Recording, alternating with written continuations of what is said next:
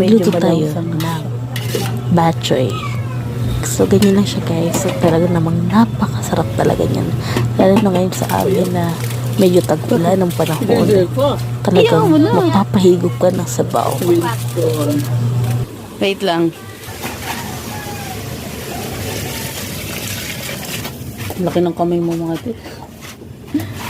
Lapit-lapit mo eh. Dito na lang ako.